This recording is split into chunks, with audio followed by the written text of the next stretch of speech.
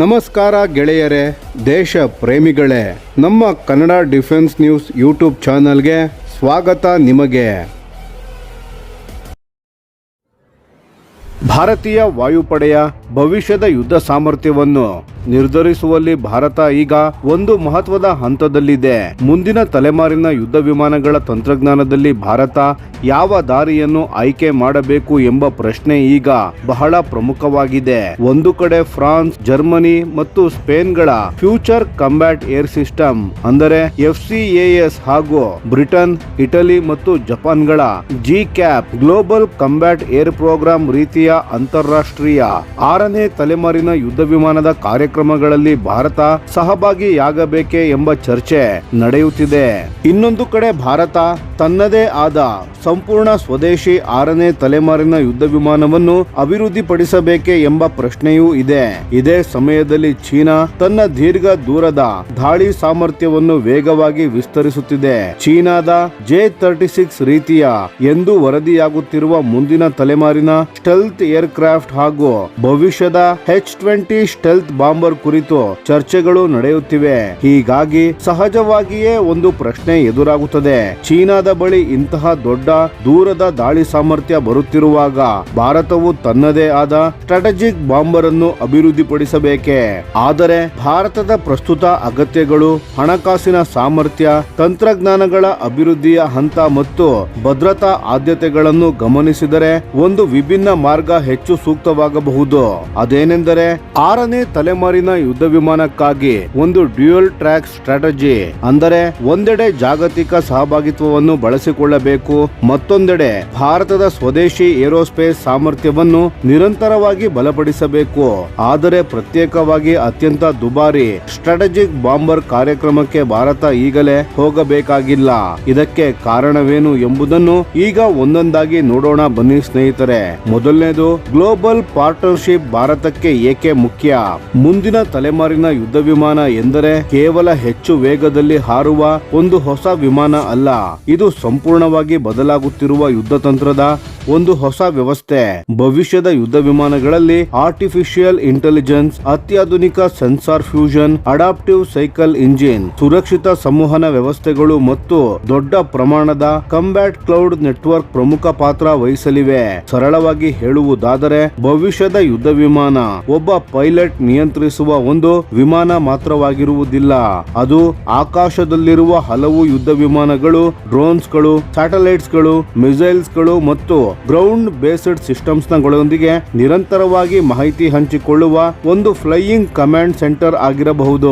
ಉದಾಹರಣೆಗೆ, ಒಂದು fighter jet ತನ್ನ ರೆಡಾರ್ನ ಮೂಲಕ ಮಾತ್ರ ಶತ್ರುವನ್ನು ಪತ್ತೆ ಹಚ್ಚಬೇಕಾಗಿಲ್ಲ. ಸ್ಯಾಟಲೈಟ್, ಡ್ರೋನ್ ಮತ್ತೊಂದು ಫೈಟರ್ ಅಥವಾ ನೆಲದಲ್ಲಿರುವ ರೆಡಾರ್ ಸಿಸ್ಟಮ್ ಪತ್ತೆ ಹಚ್ಚಿದ ಮಾಹಿತಿಯನ್ನು ಅದು ಪಡೆದುಕೊಳ್ಳಬಹುದು.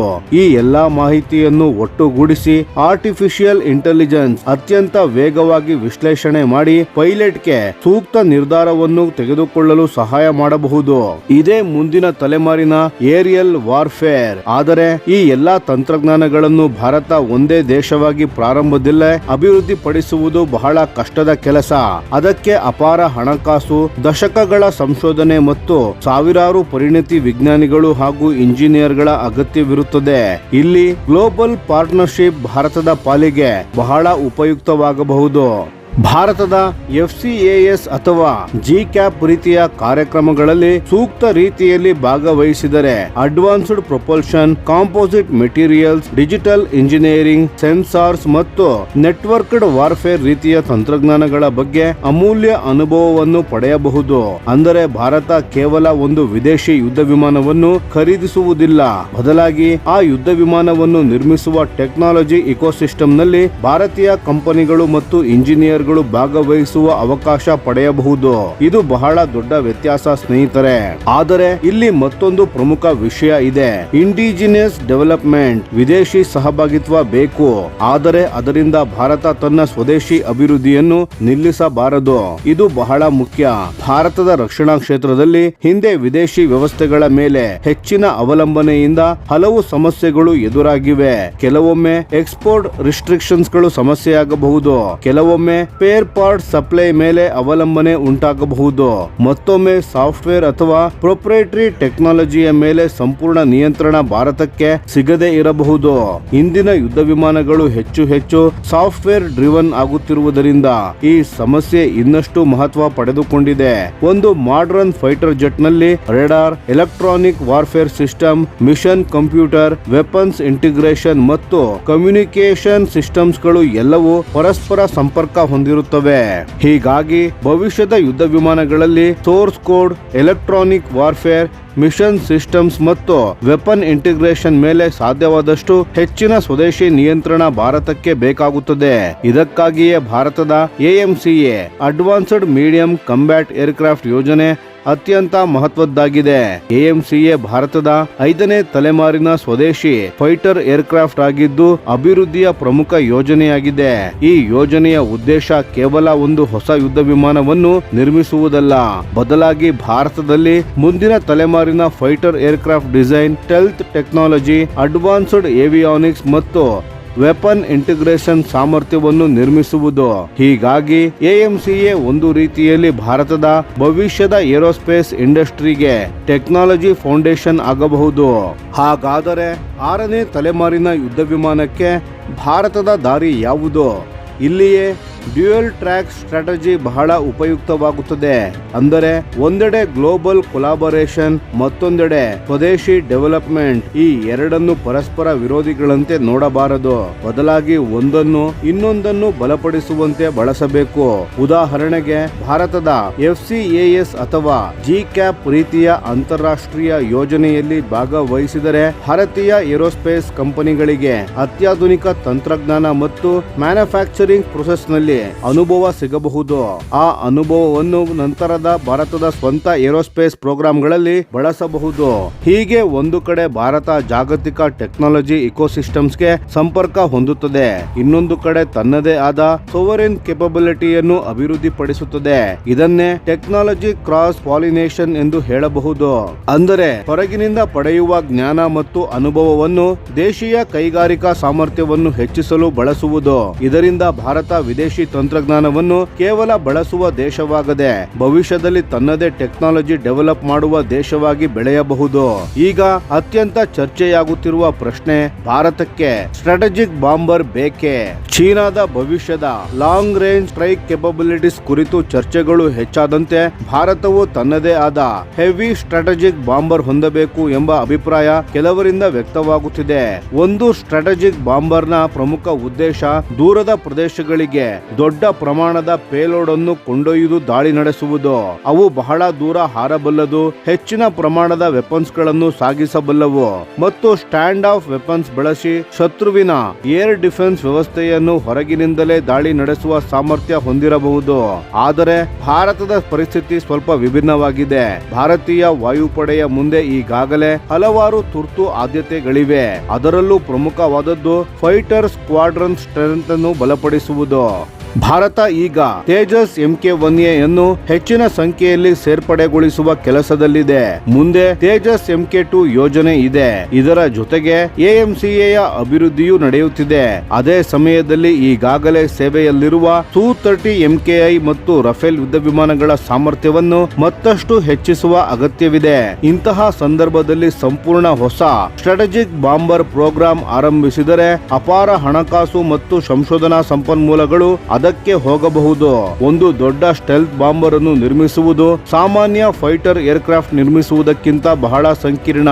ದೊಡ್ಡ ಸ್ಟೆಲ್ತ್ ಏರ್ ಫ್ರೇಮ್, ಅತ್ಯಂತ ಶಕ್ತಿಶಾಲಿ ಇಂಜಿನ್ಸ್ ಗಳು, advanced materials, low observability technology, long range sensors ಮತ್ತು ಕಾಂಪ್ಲೆಕ್ಸ್ ಫ್ಲೈಟ್ ಕಂಟ್ರೋಲ್ ಸಿಸ್ಟಮ್ಸ್ ಗಳನ್ನು ಅಭಿವೃದ್ಧಿಪಡಿಸಬೇಕಾಗುತ್ತದೆ. ಇದಕ್ಕೆ ಹಲವು ವರ್ಷಗಳ ಅಥವಾ ದಶಕಗಳೇ ಬೇಕಾಗಬಹುದು. ಹೀಗಾಗಿ ಪ್ರಶ್ನೆ ಇದು ಸ್ನೇಹಿತರೆ, ಭಾರತದ ಪ್ರಸ್ತುತ ಅಗತ್ಯಗಳಿಗೆ ಸ್ಟ್ರಾಟಜಿಕ್ ಬಾಂಬರ್ ನಲ್ಲಿ ಇಷ್ಟು ದೊಡ್ಡ ಹೂಡಿಕೆ ಮಾಡುವುದು ನಿಜವಾಗಿಯೂ ಅತ್ಯುತ್ತಮ ಮಾರ್ಗವೇ? ಲಾಂಗ್ ರೇಂಜ್ ಮಿಸೈಲ್ಸ್ ಗಳು ಒಂದು ಪರ್ಯಾಯ. ಇಲ್ಲಿ ಸ್ಟ್ಯಾಂಡ್ ಆಫ್ ವೆಪನ್ಸ್ ಬಹಳ ಪ್ರಮುಖವಾಗುತ್ತದೆ. ಇಂದಿನ ಯುದ್ಧ ತಂತ್ರದಲ್ಲಿ ಒಂದು ಫೈಟರ್ ಏರ್ಕ್ರಾಫ್ಟ್ ಶತ್ರುವಿನ ಏರ್ ಡಿಫೆನ್ಸ್ ಝೋನ್ ನ ಒಳಗೆ ಹೋಗಿ ದಾಳಿ ಮಾಡಬೇಕೆಂಬ ಅವಶ್ಯಕತೆ ಕಡಿಮೆಯಾಗುತ್ತಿದೆ. ದೂರದಿಂದಲೇ ಮಿಸೈಲ್ ಲಾಂಚ್ ಮಾಡಿ ಗುರಿಯನ್ನು ಹೊಡೆಯುವ ಸಾಮರ್ಥ್ಯ ಹೆಚ್ಚುತ್ತಿದೆ. ಹೀಗಾಗಿ ದೀರ್ಘ ದೂರದ ಕ್ರೂಸ್ ಮಿಸೈಲ್ಸ್ ಮತ್ತು ಭವಿಷ್ಯದ ಹೈಪರ್ಸಾನಿಕ್ ವೆಪನ್ಸ್ಗಳು ಅಭಿವೃದ್ಧಿಗೆ ಹೆಚ್ಚಿನ ಆದ್ಯತೆ ನೀಡುವುದರಿಂದ ಫೈಟರ್ ಏರ್ಕ್ರಾಫ್ಟ್ ಗಳ ಸ್ಟ್ರೈಕ್ ರೇಂಜ್ ಅನ್ನು ಪರಿಣಾಮಕಾರಿಯಾಗಿ ಹೆಚ್ಚಿಸಬಹುದು. ಅಂದರೆ ಒಂದು ಹೆವಿ ಬಾಂಬರ್ ಅಗತ್ಯವಿರುವ ಕೆಲವು ಲಾಂಗ್ ರೇಂಜ್ ಸ್ಟ್ರೈಕ್ ಮಿಷನ್ಸ್ ಗಳನ್ನು ಫ್ಯೂಚರ್ ಫೈಟರ್ ಏರ್ಕ್ರಾಫ್ಟ್ ಮತ್ತು ಸ್ಟ್ಯಾಂಡ್ ಆಫ್ ಮಿಷನ್ಸ್ ಗಳ ಸಂಯೋಜನೆಯ ಮೂಲಕ ನಿರ್ವಹಿಸಬಹುದು. ಇದು ಬಾಂಬರ್ಗೆ ಸಂಪೂರ್ಣ ಪರ್ಯಾಯ ಎಂದು ಹೇಳಲಾಗುವುದಿಲ್ಲ, ಆದರೆ ಭಾರತದಂತಹ ದೇಶಕ್ಕೆ ಹಣಕಾಸು ಮತ್ತು ತಂತ್ರಜ್ಞಾನಗಳ ಆದ್ಯತೆಗಳನ್ನು ಗಮನಿಸಿದರೆ ಇದು ಹೆಚ್ಚು ಪ್ರಾಕ್ಟಿಕಲ್ ಆಯ್ಕೆಯಾಗಬಹುದು. ನ್ಯೂಕ್ಲಿಯರ್ ಡಿಟರೆನ್ಸ್ ವಿಚಾರದಲ್ಲಿ ಭಾರತ ಈಗಾಗಲೇ ಬಲಿಷ್ಠವಾಗಿದೆ ಸ್ನೇಹಿತರೆ. ಇನ್ನೊಂದು ಪ್ರಮುಖ ಅಂಶವೆಂದರೆ ಭಾರತದ ನ್ಯೂಕ್ಲಿಯರ್ ಟ್ರಯಾಡ್. ಭಾರತದ ನ್ಯೂಕ್ಲಿಯರ್ ಡಿಟರೆನ್ಸ್ ಸಾಮರ್ಥ್ಯವು 3 ಪ್ರಮುಖ ಭಾಗಗಳನ್ನು ಹೊಂದಿದೆ. ಭೂಮಿಯಿಂದ ಉಡಾಯಿಸಬಹುದಾದ ಅಗ್ನಿ ಸೀರೀಸ್ ಬ್ಯಾಲಿಸ್ಟಿಕ್ ಮಿಸೈಲ್ಸ್ ಗಳು, ವಾಯುಪಡೆಯ ಮೂಲಕ ನ್ಯೂಕ್ಲಿಯರ್ ಡೆಲಿವರಿ ಕೆಪಬಿಲಿಟಿ ಮತ್ತು ಅತ್ಯಂತ ಮುಖ್ಯವಾಗಿ ಸಮುದ್ರದ ಅಡಿಯಲ್ಲಿ ಕಾರ್ಯನಿರ್ವಹಿಸುವ Arihant class nuclear powered ballistic missile submarines. ಇವುಗಳ ದೊಡ್ಡ ಪ್ರಯೋಜನವೆಂದರೆ ಸರ್ವೈವಬಿಲಿಟಿ. ಒಂದು ಸಬ್ಮೆರೀನ್ ಸಮುದ್ರದ ಆಳದಲ್ಲಿ ಅಡಗಿಕೊಂಡು ಕಾರ್ಯನಿರ್ವಹಿಸಬಲ್ಲದು. ಹೀಗಾಗಿ ಶತ್ರುಗಳು ಅದನ್ನು ಪತ್ತೆ ಹಚ್ಚುವುದು ಅತ್ಯಂತ ಕಷ್ಟ. ಇದರಿಂದ ಭಾರತದ ಸೆಕೆಂಡ್ ಸ್ಟ್ರೈಕ್ ಕೆಪಬಿಲಿಟಿ ಹೆಚ್ಚು ಬಲವಾಗುತ್ತದೆ. ಈ ದೃಷ್ಟಿಯಿಂದ ನೋಡಿದಾಗ ನ್ಯೂಕ್ಲಿಯರ್ ಡಿಟರೆನ್ಸ್ ಗಾಗಿ ಭಾರತ ತಕ್ಷಣವೇ ದೊಡ್ಡ ಸ್ಟ್ರಾಟಜಿಕ್ ಬಾಂಬರ್ ಫ್ಲೀಟ್ ನಿರ್ಮಿಸಬೇಕಾದ ಅಗತ್ಯ ಅಷ್ಟೊಂದು ಸ್ಪಷ್ಟವಾಗಿಲ್ಲ.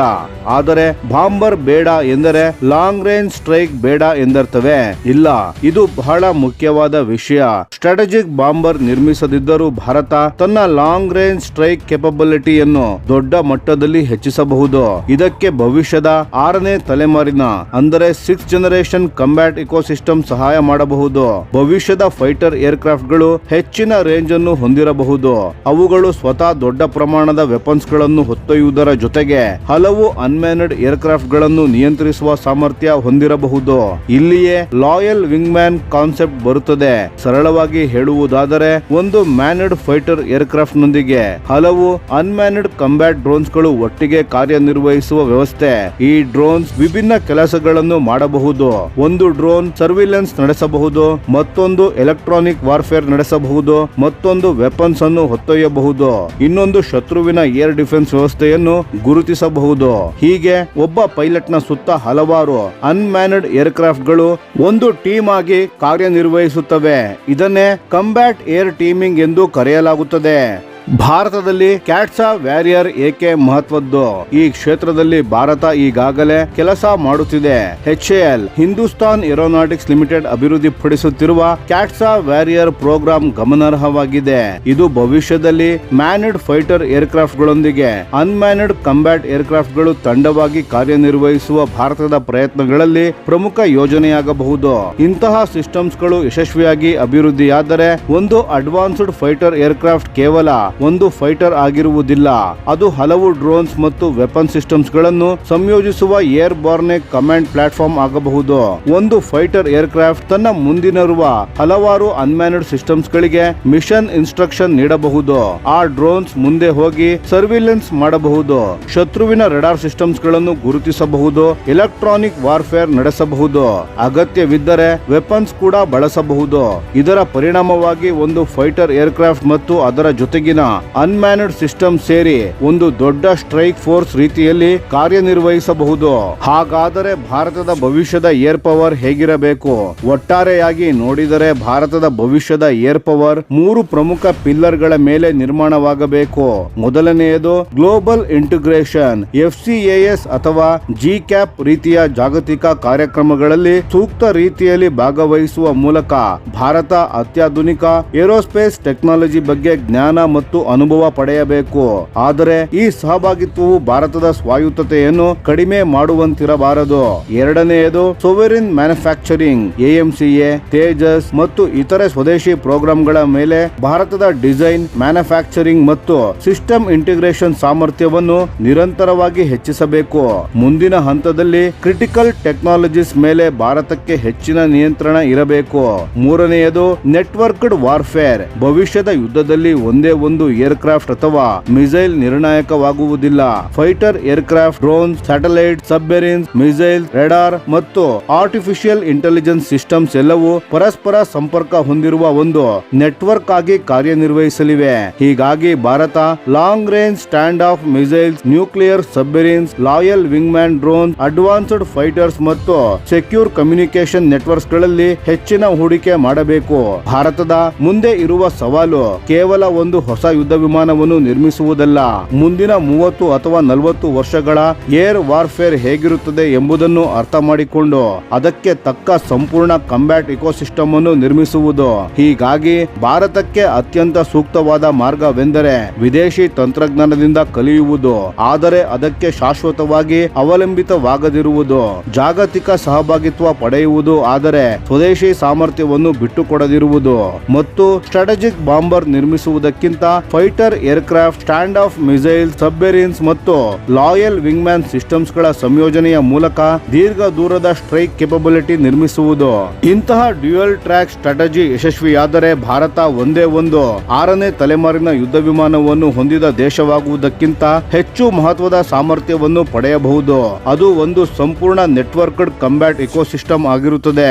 ಅಲ್ಲಿ ಮಾನವ ಪೈಲಟ್ಗಳು, ಅನ್ಮ್ಯಾನ್ಡ್ ಡ್ರೋನ್ಸ್, ಮಿಸೈಲ್, ಸ್ಯಾಟಲೈಟ್, ಸಬ್ಮೆರಿನ್ಸ್ ಮತ್ತು ಆರ್ಟಿಫಿಷಿಯಲ್ ಇಂಟೆಲಿಜೆನ್ಸ್ ಒಂದೇ ಯುದ್ಧ ವ್ಯವಸ್ಥೆಯ ಭಾಗವಾಗಿ ಕಾರ್ಯನಿರ್ವಹಿಸುತ್ತವೆ.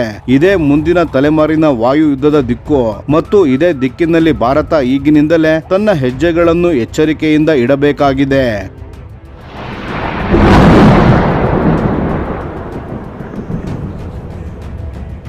ಈ ವಿಡಿಯೋ ನಿಮಗೆ ಇಷ್ಟವಾಗಿದ್ದರೆ ಲೈಕ್ ಮಾಡಿ ಮತ್ತು ನಮ್ಮ ಚಾನೆಲ್ ಅನ್ನು ಸಬ್ಸ್ಕ್ರೈಬ್ ಮಾಡಿ ಹಾಗೂ ಬೆಲ್ ಐಕಾನ್ ಒತ್ತಿ. ಯಾವ ಅಪ್ಡೇಟ್ಗೂ ಮಿಸ್ ಆಗಬೇಡಿ. ಡಿಫೆನ್ಸ್ ಸುದ್ದಿಗಳನ್ನು ತ್ವರಿತವಾಗಿ ಪಡೆಯಿರಿ. ನಿಮ್ಮ ಬೆಂಬಲವೇ ನಮ್ಮ ಶಕ್ತಿ. ಭಾರತ ಬಲಿಷ್ಠವಾಗಲಿ ಎಂದು ಆಶಿಸುತ್ತಾ ಭಾರತ ಮಾತೆಗೆ ಜೈ. ಧನ್ಯವಾದಗಳು.